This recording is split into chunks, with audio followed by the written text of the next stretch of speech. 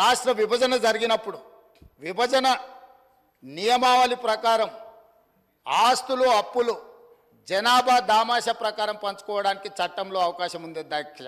స్పష్టంగా ఛత్తీస్గఢ్, జార్ఖండ్ ఇవన్నీ రాష్ట్రాలు ఏర్పడినప్పుడు ఒక సమస్యను ఎదుర్కొన్నారు.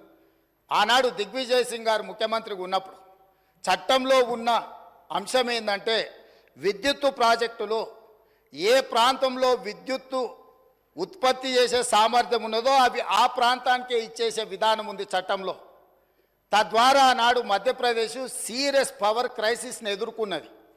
ఉత్పత్తి చేసేటివేమో కొత్తగా ఏర్పడ్డ రాష్ట్రానికి వెళ్ళిపోయినాయి. వినియోగం మొత్తం మధ్యప్రదేశ్లో ఉండడం వల్ల చాలా తీవ్రమైన విద్యుత్ సంక్షోభాన్ని ఎదుర్కొన్నది. అదే సందర్భంలో ఉమ్మడి రాష్ట్రంలో కిరణ్ కుమార్ రెడ్డి గారు కటెపుల పట్టుకొని మొత్తం ఇవన్నీ చెప్పిండు, విడిపోతే తెలంగాణ చీకటి అయిపోతుంది, ఎందుకంటే నియమావళి ఇట్లు ఉన్నది కాబట్టి ఇది అటు పోతుందని. అప్పుడు తక్షణమే తెలంగాణ ప్రాంతం నుంచి పార్లమెంట్ సభ్యులు ఇక్కడనే ఉన్నారు, పొన్నం ప్రభాకర్ గారు, రాజగోపాల్ రెడ్డి గారు, అదేవిధంగా వివేక్ గారు, వీళ్ళందరూ కలిసి నిజంగానే ఈ విధానం వల్ల తెలంగాణకు నష్టం జరుగుతుంది, ఈ ఉత్పత్తి చేసే సామర్థ్యం అంతా ఆంధ్రప్రదేశ్లో ఎక్కువ ఉంది, తెలంగాణలో తక్కువ ఉంది, అందుకే తెలంగాణ ఉద్యమం వచ్చింది కాబట్టి ఈ విధానంతో ముందుకు వెళ్తే తెలంగాణకు నిజంగానే చీకటి రోజులు వస్తాయి, దీన్ని సరిదిద్దాలి అని చెప్పి వీళ్ళందరూ కలిసి ఆనాడు కేంద్ర మంత్రి జైపాల్ రెడ్డి గారి దగ్గర వెళ్ళి కూర్చున్నారు అధ్యక్ష. జైపాల్ రెడ్డి గారు అప్పుడు అందరితో చర్చించి తెలంగాణలో విద్యుత్ రంగ నిపుణులతో మాట్లాడి ఏం చేస్తే బాగుంటుంది అని అంటే ఒక సవరణ తీసుకురావాలి. ఏంది?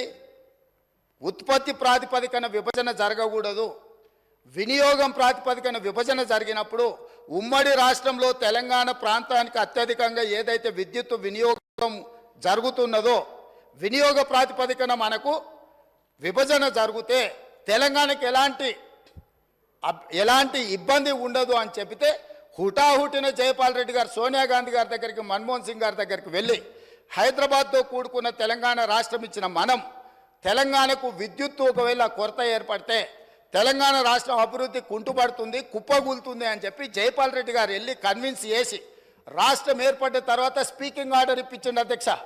విభజన చట్టంలో లేని, రాజ్యాంగంలో లేని ప్రత్యేకమైన మినహాయింపు ఒక్క తెలంగాణ రాష్ట్రానికి ఆనాడు ఇక్కడ ఉన్న ఎమ్మెల్యేలు ఆనాడు ఎంపీలుగా పోయి జైపాల్ రెడ్డి గారితో మాట్లాడితే జైపాల్ రెడ్డి గారు కేంద్ర మంత్రిగా ప్రధానమంత్రి మన్మోహన్ సింగ్ గారిని, యూపీఏ చైర్పర్సన్ సోనియా గాంధీ గారిని ఒప్పించి వినియోగం ప్రాతిపదికన 53.46% అంటే దాదాపుగా 54% తెలంగాణ రాష్ట్రానికి, 46% ఆంధ్రప్రదేశ్ రాష్ట్రానికి. వాస్తవంగా ఉత్పత్తి సామర్థ్యం ప్రకారం చూసుకుంటే 36% తెలంగాణలో ఉండే, 64% ఆంధ్రప్రదేశ్లో ఉండే.